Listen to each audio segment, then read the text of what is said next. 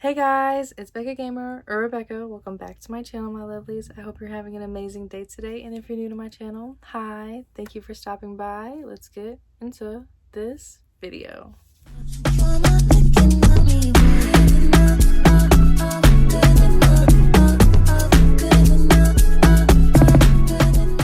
Today I'm going to be talking about all of the honorable mentions from the past 5 years. So these are going to be my very few 4.75s and my 4.5s. I'm going to talk about each book and why I rated it that, and I'm just excited to talk about them. Of course, for 2026, I will talk about the ones that I rated 4.5 to 5 at the end of the year, but I just wanted to recap, let you guys know what my favorites are. Next Monday, next week, I will have all of my 5 stars from the past 5 years, so go ahead and look out for that video. Let's get into my 4.75s. Starting off from March 2022, I actually have a poetry collection, Watering the Soul by Courtney Peppernell. I saw this on Book Outlet and I thought the art was beautiful, and of course the poetry is stunning, but there's also art, a little bit of art in each book for each chapter. And the best way to describe this book is literally the contents. Table of steps. Slow down. Take a breath, embrace the silence, overcome your fear, forgive your mistakes, value solidarity, practice patience and gratitude, choose kindness, find your light. I am not a poetry kind of gal, but I just thought all of this was beautiful. And a favorite quote that I have from here is, "There was nothing about you that was ever wrong in the first place. You were not made in error. There is no mistaking that everything you are was intended. The night loves all of the moon and her many phases." One of my cats is upset that I have locked them out. 1 second. Do you want to say hi to the people? Come on. Show your face. Oh, yes, thanks. My next 4.75, I actually have 2 copies of.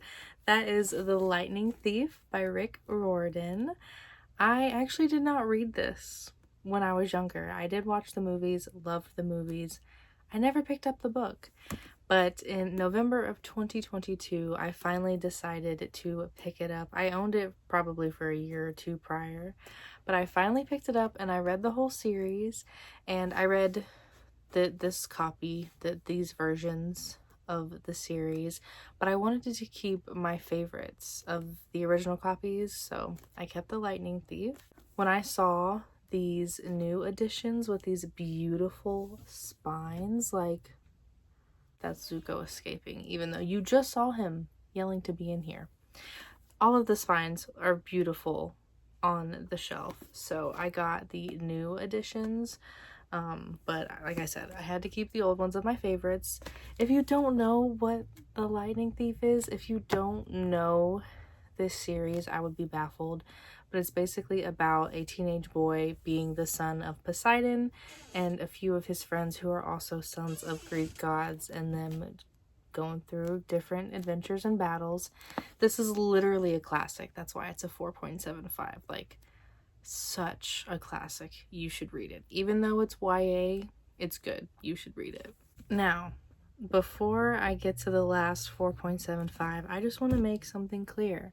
My dark romance taste is not something I would grab recommendations from. I'm not someone, like, I care about writing, but when I'm reading dark romance, I'm not too picky about questionable writing, and I'm not picky about questionable kinks and whatnot, what have you, so have that in mind. My last 4.75 is Her Soul to Take by Harley LaRue. This is a trilogy. I really, really, really, really enjoyed this trilogy. The writing is a little questionable, a couple mistakes, weird word choices, no biggie to me. I loved that our main character, Raylan, had to take her own steps to really save herself, and it wasn't like, oh, here comes a man to save the day. It's kind of a funny premise, and I don't really like talking about the synopsis when recommending this, and I feel like that should say everything. Okay, girl. But basically, this is about our main character, Raylan, who accidentally summons a demon. That's it. Yeah. And so now she's dealing with said demon in his world. But I feel like Harley LaRue did such a great job with these characters and developing their relationship. And it's really their connection and their chemistry that ties them together. And it's not just like smut and like love bombs all the time. So I really liked what she did with this. And you also got a glimpse of the next couple, because the second book, same town, basically same storyline, but it's about another couple. It's so good. If you like dark romance, pick this up. Read the content warnings, but pick this up. Next, we're going to get into the 4.5s. I hope this lighting is okay. I'm doing natural window lighting. I normally use my ring light, but let me know how it looks. Speaking of questionable romance reads, the first time I read this book was in 2016. I was in middle school. I read this book, and I read the whole series. Actually, it's a four book series. That is Hush Hush by Becca Fitzpatrick. I'm not kidding. Kind of wish I was, but I'm not. This was a 4.5 for me. And not only in 2016, but I reread this in 2020, April of 2020, and I gave it 4.5 stars. I understand why people would DNF this. It does start off pretty slow, but I had the intrigue to read it because this was such a favorite series. Like, I probably read this twice in middle school, if you want to be real. But once I got through it, I liked the story. It's YA, so it's not like mind-blowing or anything, but I mean, like, I enjoyed it. It was very nostalgic for me, so that might be a little biased. I think this is a good book on its own. I think it ended well. I mean, if you really enjoyed it, you're gonna want to read the second book, but even just, sorry for the road noises, even just this on its own, I think it's enjoyable, so there's that. The next 4.5 might actually be another unpopular opinion. Suicide Notes by Michael Thomas Ford. I love this cover. I loved this main character. His name is Jeff, and basically it's a contemporary. It's a YA. It's about him unfortunately trying to commit suicide, and the book is him being in the mental institution, hello, and having to go through that. But he's the type of character, and from reviews, at least for when I rated it and read reviews back in the day, a lot of people don't like Jeff. A lot of people do not like to read from him as a character. Some people think he's insufferable, but I really enjoyed him. I could relate to Jeff. He was just not willing to accept that what he did was a bad thing or wrong or whatever label you want to put on it. He just thought he was okay. Like, yeah, I try and, kill myself, but I'm fine. Like, it was just a little hiccup, and it's just his story in trying to navigate through those feelings and actually let himself feel. And something happens to him and like around him, I guess, and that does develop his character and open his mind. And that is partially why I didn't give this a 5-star, is because the character that was represented in this book, like, they wrote a letter basically, and I just thought the letter was so bland compared to the character who wrote it, who was such a vibrant character. And I would like to know if anyone who else has read this feels that way. But it's just, I can see why people wouldn't love it, but I really, really connected with Jeff. And I cannot wait to read the second book, because the second book actually came out. Every Star That Falls by Michael Thomas Ford, of course. I got this as a gift, and I'm definitely going to reread this and then read this one after it, so I'm so excited for that. If I didn't say, I read that in June of 2020. The next 4.5 is actually located in North Carolina, The Lost Causes of Bleak Creek by Rhett and Link. If you don't know, those two are the host of Good Mythical Morning, and they came out with a middle grade book. And I was really excited because they wrote a book, but also the fact that it's located in North Carolina, which is where they're from and where I'm from. I read this in May of 2021. And let me say, I don't read middle grade. The beginning was a little slow, but as it came out to a 4.5, I obviously think it was worth it. If you haven't picked this up and you do like mystery and you are from North Carolina, you don't have to be, obviously, but it's very interesting to see how they describe everything because you can really feel that it's a North Carolinian town, you know what I'm saying? So the premise of the book is actually pretty cool. It's basically about this small town. They have a reformatory, so if your kid is bad, you get sent off there, and there have been some accidents that have happened to students there, and so the town, or I guess the kids of the town, wonder what is actually the truth of those accidents, and they don't want to go there themselves. But our two main characters, Rex and Leaf, Leif, they are trying to film their own little horror movie with their friend Alicia, and they get in trouble. Alicia basically takes the fall for it, and they have to go to the reformatory. So Rex and Leaf are trying to rescue their friend from the reformatory before anything happens. And there is a little bit of speculativeness in here, so I think this is a good overall pick, so I totally recommend. My next 4.5 I read in June of 2021. That is Hold Still by Nina LaCour. I love her covers. These are so stunning. And I feel like I read this book at a great time in my life. And honestly, I feel like that might be why it's not a 5-star for me, because I really wish this book would have went even deeper, even more emotional. It is a bit depressing, but for me, I honestly wanted more. It's a simple tale about a girl who loses her best friend to suicide, and it's just her dealing with the grief. And what I love about this book, it's not like our main character ends up happy or our main character is now living a new life. Like, our main character, she literally, the way Nina LaCour wrote this, it's just amazing.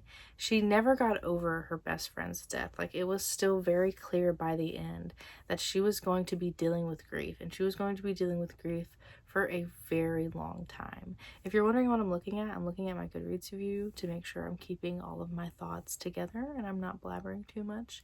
But basically, Nina LaCour showed that someone you love passing away is a hard journey. But even if you try to do something that makes you happy, whether it be really small, big, whatever the case may be, slowly just trying to integrate that into your life, if I'm saying that right. And slowly you will make progress, and your grief will start to make progress. Another thing that I appreciated with the message of this book is that not just only looking at your relationship with the person who passed away through grief, being able to look at that relationship, see and enjoy, or I guess be grateful of how much you enjoyed that relationship, try and figure out what you learned from that relationship and take that into your next friendship, relationships, and whatnot.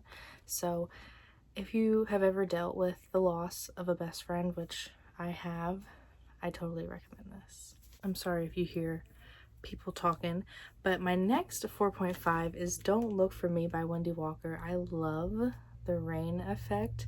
Wendy Walker is an adult psychological thriller author.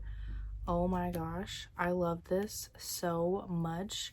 This is about a woman, what was her name? Molly. Basically, the story goes, she ran away from home. She's a mother, she has a daughter. She was tired of home, she ran away from home, and she was never to be seen again. Her daughter, Nicole, 10 years later, however many years later, but Molly's daughter Nicole ends up traveling to the town that her mother was last seen in to try and figure out what actually happened to her mother. I read this in November of 2021, and I remember loving everything about it, honestly. Wendy Walker has amazing writing, and she really does great research on her books. It's just, I felt, as I did with her other book, in the Night, the ending was super fast. Super fast, but such a good one. Totally recommend to pick up. The next 4.5 I have is In 5 Years by Rebecca Sorrell. I read this in March. Well, I finished it in April of 2022. This book, the synopsis, it basically just says Danny, she's just like, I think it's type A as it gets. Like, she has everything planned out. She knows what her future is going to be. She's getting a job interview. She's going to get the job of her dreams. She has the man of her dreams. They're engaged. They're going to get married. It's all picturesque and perfect. But a little speculative element of this book, Danny gets dropped into the future, 5 years in the future, and her life, totally different. Different job, different guy, different life, okay? And so obviously that throws her for a loop because she has everything planned out. She knows how her life is going to work. And I thought this was going to be a lot about her romance with either man, which, I mean, it is, but it's also a lot about her relationship with her best friend. That is the best part of this book. So if you want a good girl best friend relationship story that is really going to pull on your heartstrings, I recommend this one. My favorite quote from this book: I wasn't the strong one, she was. Because this is what it feels like to take a risk, to step out of line, to make decisions not based on fact but on feeling, and it hurts. It feels like a tornado raging inside my soul. It feels like I may not survive it. This was so good. Yes. My next 4.5 I read in December of 2022, The Perfect Place to Die by Bryce Moore. This is actually a HHH retelling, H.H. Holmes, the first ever murderer in America. And this was great. It had good twists, a really solid main character. It was about women's strength and how it's been doubted by men for many years. I read this in like 2 days. It was thrilling. It was a page turner. Like, I still remember part of the ending and I think about it randomly sometimes. I don't really want to give too much away of it, and honestly, I would go into it blind. It might seem a little boring because the main character is just trying to find a job and being a maid, but it gets good. I definitely recommend. The next 4.5, Thunderhead by Neil Shusterman. This is the second book in the Scythe series. Now, the thing about the first 2 books, I will say they kind of are your regular YA fashion. Like, there is a problem, but things kind of fall in line in an accurate or understandable, sometimes maybe even predictable kind of way. But what I loved about this book specifically, I love the first one. The first one was 5 stars. But one thing I loved about this one is that that same vibe was continuing, and then Neil Shusterman just threw in a curveball, bitch. A freaking curveball that flips everything upside down, and I enjoyed it so freaking much. I also love the 2 main characters, Citra and Rowan, so of course that also, I loved it. If you don't know, Scythe is basically about a fantastical world in the future, and there's no negatives to life. So there's no hunger, there's no starvation, there's no crime, there's no murder. Everyone can live years and years and years, and you can kind of like turn around the corner and just like reset your age if you're too old. But obviously population control needs to be a thing, so you have scythes, and they're the ones that pick who dies, and our two main characters, Citra and Rowan, have to train to be that. The number one thing that you have to be or feel to be a scythe is that you don't want to be one. You don't want to kill people. They don't, and that's basically the first book, them navigating through that. And whew, this was such a good book. So close to a 5. I am going to reread the series. Maybe when I reread it, it might be a 5, so the rating might change. My next 4.5 is Melt for Us by Molly Doyle. So this is a dark romance series. The first book is Scream for Us, which I gave 4 stars. I tab the whole series based off of characters, so that's what the different colors are. There's 3 boys, and then one of the colors is like all of them together. This was a lot similar to the first novella. They're very just smut based. You get, you know, a taste of the characters. So there's Scream for Us, which is the first novella, and then there's Bloodshed, which is the first book in the series. And it's basically just the setup. Even though the novella is kind of a setup, it's even more of a setup, and the real conflict of the whole story doesn't happen until the end of the book. And then you get this novella, which is, you know, basically takes place during Christmas time. They're stuck in a cabin again. It's just full of smut like the other novella, and you don't really get any more answers. Like, I figured you would get a little bit of dialogue to move the story along. You really don't. And so the next book in the series, Bloodbath, I'm hoping that will actually bring some answers, but I haven't read it yet because I'm nervous that it won't. And like I said, I'm very questionable about my dark romance taste, but this series has a special place in my heart. I read the first novella while I was at work, when I worked at the coffee shop and bookstore, because it was recommended to me directly, and so it was just really fun reading the other books and talking about them. But I am going to reread the whole series before I read Bloodbath, so if I should do a reading vlog, let me know.